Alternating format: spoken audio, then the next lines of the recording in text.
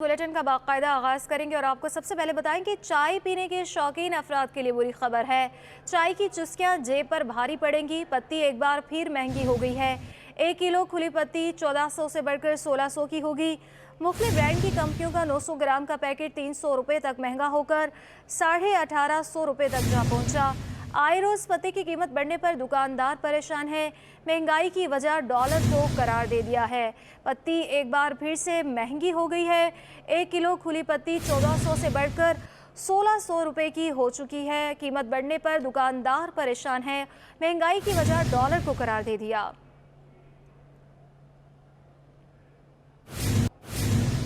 ओगरा ने फी kilo LPG कर दिया। फी किलो एलपीजी 233 रुपये 88 पैसे की होगी। घरेलू सिलेंडर 57 रुपये 70 पैसे से बढ़कर 2795 रुपये 89 पैसे का हो गया। ओगरा ने नोटिफिकेशन भी जारी कर दिया है। एलपीजी की फी टन कीमत 2,33,888 रुपये पर पहुंच गई। फी किलो एलपीजी की सरकारी कीमत में 4 रुपये 89 पैसे का इजाफा हुआ। फी किलो एलपीजी की कीमत 228 रुपये 92 पैसे से बढ़कर 233 रुपये 88 पैसे की हो गई। 11.8 किलोग्राम घरेलू सिलेंडर की कीमत 2702 रुपये 19 पैसे से बढ़कर 2759.89 पैसे की हो गई। नोटिफिकेशन के मुताबिक एलपीजी की नई कीमतों का इतलाक मई के महीने के लिए होगा।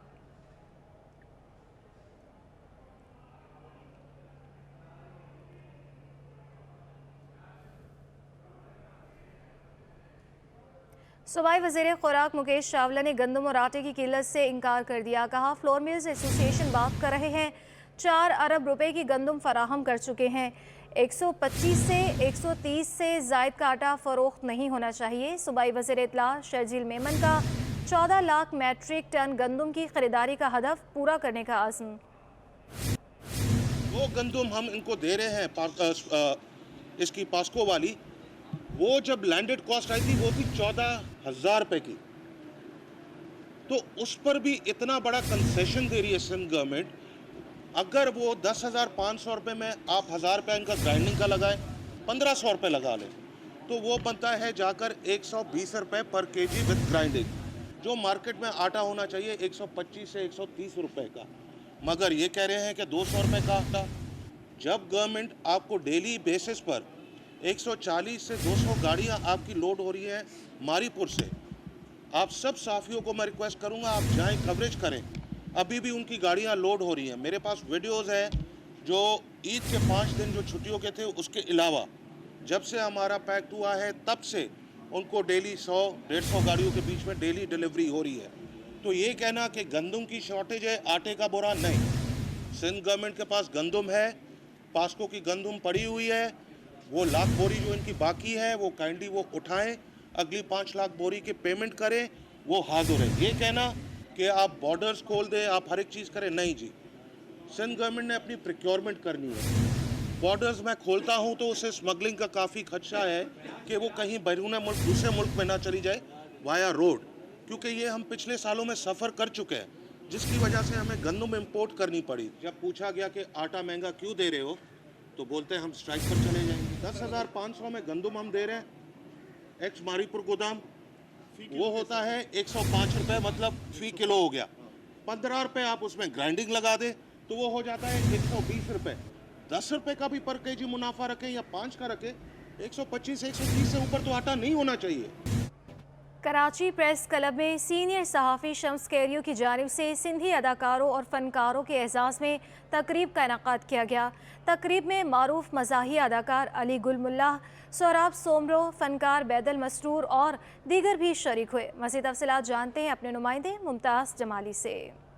देखें इस वक्त मैं मौजूद हूँ कराची प्रेस क्लब में, जहाँ पर सीनियर सहाफ़ी शम्स कीरू की जानब से जो मुख्तलिफ अदाकार और फ़नकार हैं उनके एज़ाज़ में एक तकरीब का इनेकाद किया गया है, जहाँ पर सिंध के मुख्तलिफ मज़ाहिया अदाकार और दीगर अदाकारों ने भरपूर अंदाज में शिरकत की है, जिसमें अली गुल मलाह, सोहराब सोमरो और दीगर शामिल हैं।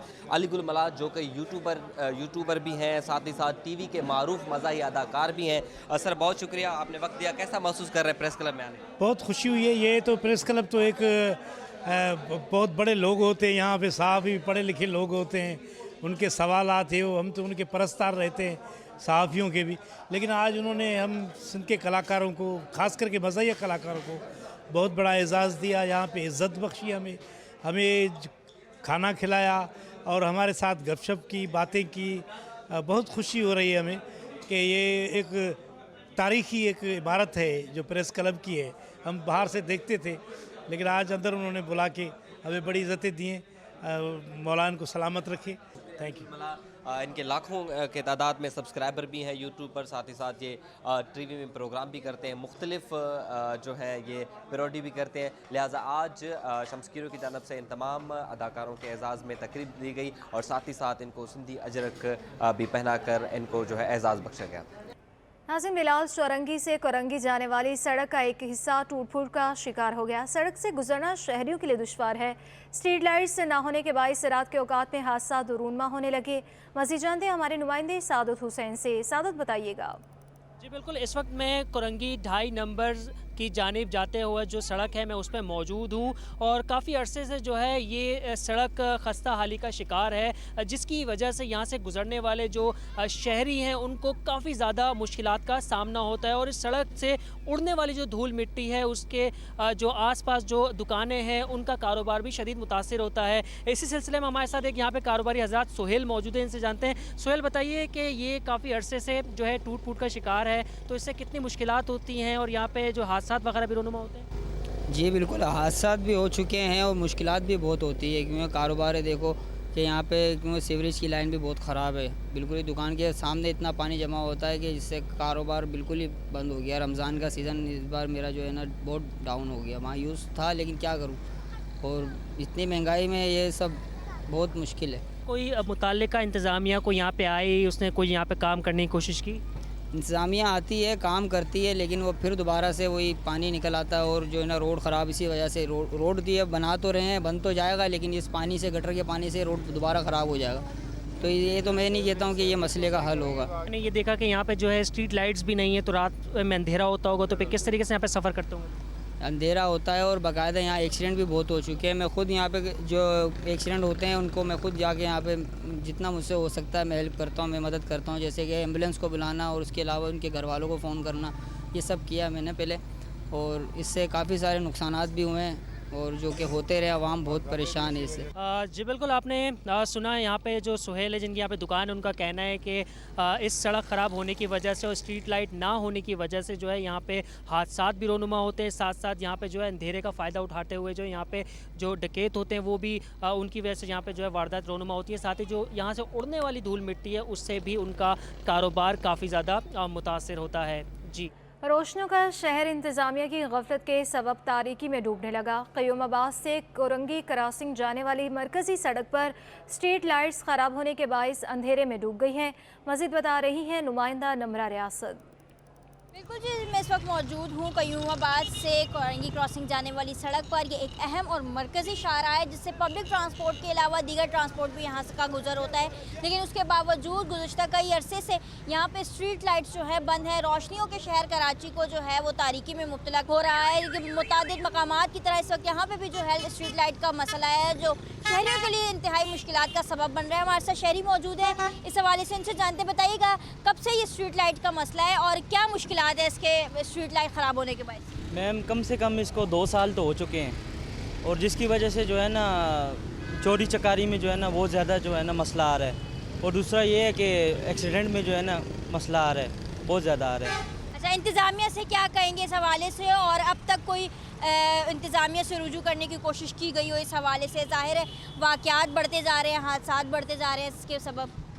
दूसरा यही है मैम, ये कि बस लाइट्स ऑन हो जाए बस, और कुछ भी नहीं है। चोरी चकारी में कम मसला नहीं आएगा, किसी को भी चोरी चकारी नहीं होगी, एक्सीडेंट नहीं होंगे। रोड क्रॉस करते हुए कितनी दफ़ा एक्सीडेंट हुए, रमज़ान में, रमज़ान से पहले, ये ईद के बाद भी हुए। तो बस ये इंतज़ामिया से यही है कि आप प्लीज़ जो है ना लाइट ऑन करवा दें। यकीनी तौर पर तारीकी में डूबी ये सड़क जो है वो कई हादसात और वाक़यात का सबब बनती जा रही है। एक्सीडेंट होना या चोरी के मामलात होना यहाँ पर जो है वो आम हो चुका है, जिसके सबब शहरियों का यही मुतालबा है कि जल्द अज जल्द इंतज़ामिया इस पर नज़रसानी करे और इनके मसाइल के हल के लिए कोई मौसर इक़दाम करे। जी, IG सिंध गुलाम नबी मेमन की ज़ेरे सदारत वीडियो इजलास। IG सिंध का चाइनीज़ की सिक्योरिटी को हाई अलर्ट रखने के लिए अहकाम जारी। सिंध में जारी दीगर मंसूबों से मुंसलिक चाइनीज़ माहिरीन की सिक्योरिटी का जायज़ा लिया गया। DIG SP UCPEC का इजलास में ब्रीफिंग, कहा CPEC नॉन CPEC चाइनीज़ की सिक्योरिटी का ऑडिट कर लिया गया है। आपको बता रहे हैं इस हवाले से सिंध चाइनीज़ की सिक्योरिटी को हाई अलर्ट रखने के लिए अहकाम जारी किए गए हैं। IG की सिंध की जानिब से IG सिंध गुलाम नबी मेमन की ज़ेर सदारत ये वीडियो इजलास हुआ है। बात करने के लिए हमारे साथ मौजूद है हमारी नुमाइंदा अनुषा जाफरी। अनुषा, बताइएगा। बिल्कुल, IG सिंध गुलाम नबी मेमन की जेर सदारत सेंट्रल पुलिस ऑफिस कराची में जो इजलास मुनक़िद किया गया है, जिसके अंदर जो है वो चाइनीज़ की सिक्योरिटी को हाई अलर्ट रखने की हिदायत जारी की गई है। बताया यह जा रहा है कि सिंध में जारी CPEC और नॉन CPEC प्रोजेक्ट समेत दीगर प्राइवेट इंडिविजुअल प्रोजेक्ट से मुंसलिक चाइनीज़ शहरियों की सिक्योरिटी को जो इक़दाम का खसूसी हवाले से जायजा लिया गया है। मजीद ज़रूरी हिदायत भी जो है वो दी गई है। IG सिंध ने हिदायत दी है कि सूबाई सतह पर ऐसे तमाम मनसूबे की बाकायदा तरजीब करदा फहरिस्तों के तहत चाइना पाकिस्तानी राजरी प्रोजेक्ट और दीगर तमाम ऐसे मनसूबे जिनसे चाइनीज़ बाशिंदगान शहरी वाबस्ता हैं पर सिक्योरिटी इक़दाम को जो है वो कंटीजेंसी प्लान के मुताबिक गैर मामूली जो है बनाए। इस जमन में DIG SIUP और CPEC और DIG स्पेशल ब्रांच सिंध ने जो है वो न सिर्फ जो है वो मजबूत रवाबित के तहत काबिल अमल बनाने का अहकाम दिए, जबकि बल्कि CPEC नॉन CPEC मनसूबों से मुंसलिक और इंडिविजुअल चाइनीज़ के मकामात पर जो है वो सरप्राइज विजिट भी जो है वो करेंगे और सिक्योरिटी इक़दाम को चेक करें। इन्होंने कहा है कि सिक्योरिटी डिप्लॉयमेंट को 3 हिस्सारों पर जो है वो तरतीब देकर ऐसे उसे मजीद जो है वो सख्त किया जाएगा। एडिशनल IG कराची ने इजलास को बताया कि चाइनीज़ की सिक्योरिटी को कराची पुलिस ने हाई अलर्ट जो है वो रखा हुआ है। जी, बहुत शुक्रिया अनुषा जाफरी। बुलेटिन में अब कुछ बात करेंगे लोड शेडिंग के हवाले से कि इलेक्ट्रिक के 27 शहरी कुदरती माहौल पर ही इक्तफा करने लगे। गार्डन नबी बख्श के इलाके में 10 से 12 घंटे की लोड शेडिंग ने मकीनों को घरों से बाहर बैठने पर मजबूर कर दिया। मज़ीद जानते हैं हमारी नुमाइंदा हमना निसार से। बिल्कुल जी, इस वक्त मैं गार्डन के इलाके नबी बख्श में मौजूद हूँ, जहाँ पे बिजली की लोड शेडिंग का दौरानिया जो है वो काफ़ी तवील हो चुका है, जिसकी वजह से यहाँ के इलाका मकीन जो है वो काफ़ी परेशान दिखाई दे रहे हैं और जिनकी वजह से बिजली की वजह से इनके दिन भर के जो रूटीन है वो काफ़ी मुतासिर हो रही है। हमारे साथ इलाका मकीन मौजूद है, उनसे हम बात करते हैं।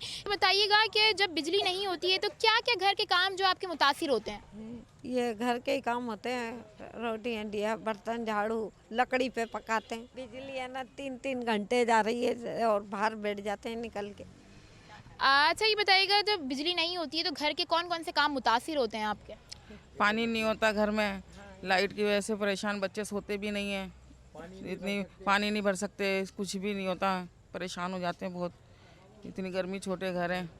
अच्छा, ये बताइएगा जब बिजली इतनी तवील घंटे तक नहीं होती है, इतनी तवील टाइम तक नहीं होती है, तो बिजली के बिलों में किस तरह के बिजली के बिल यहाँ किस तरह आते हैं? बिजली के बिल तो और ज़्यादा भेज रहे हैं, 10,000 का बिल भेजा अभी भी, जबकि इतनी लाइटें नहीं होती। जी, हमारे साथ इलाका मकीन मौजूद थे जिनका यही कहना है कि बिजली ना होने के बावजूद यहाँ के जो बिजली के बिल हैं वो काफ़ी ज़्यादा आ रहे हैं। इसके अलावा जो इनके घर के काम हैं वो भी काफ़ी मुतासिर हो रहे हैं। ना पानी चढ़ा सकते हैं ये लोग और ना ही दीगर काम कर सकते हैं। इसके अलावा जो घरों से बाहर निकल के बैठना पड़ रहा है क्योंकि ज़ाहिर है गर्मी भी बहुत ज़्यादा है, तो बच्चों के साथ ख़वातीन भी जो हैं वो घरों के बाहर बैठ रही हैं। इसके अलावा इनका यही कहना है कि यहाँ बिजली का जो लोड शेडिंग का दौरानिया है वो 12 घंटे से भी ज़्यादा तजावज़ कर गया है। जी, गैस के बाद बिजली की लोड शेडिंग ने शहरियों को परेशान कर दिया। रनछोड़ लाइन के मकीन दिन में 10 घंटों की बिजली की बंदिश के बाइस अजियत में मुब्तला हैं।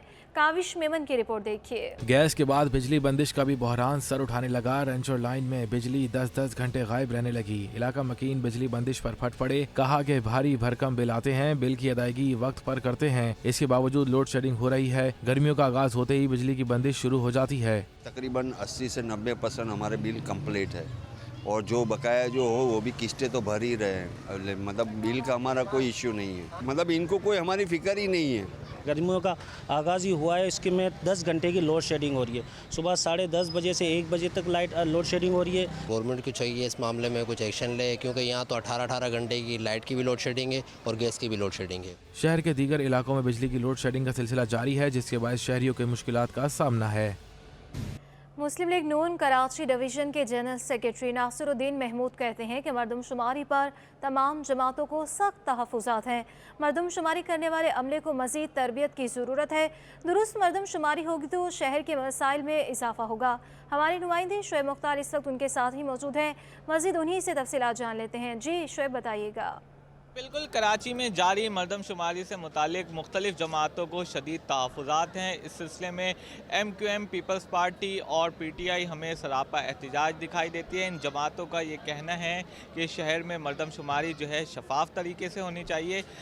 मुस्लिम लीग नून की क्या राय है इस हवाले से हमारे साथ बात करने के लिए मौजूद हैं मुस्लिम लीग नून कराची डिवीज़न के जनरल सेक्रेटरी नासिरुद्दीन महमूद। हम इनसे बात करेंगे और पूछेंगे, ये बताइएगा जो मरदमशुमारी जारी है शहर में, क्या आप लोग मुतमईन हैं इससे? देखिए, मरदमशुमारी बुनियादी तौर पर हमें एक तो ये समझना चाहिए कि मरदमशुमारी हम करते क्यों हैं और मरदमशुमारी की ज़रूरत क्यों पेश आती है कौमी सतह पर।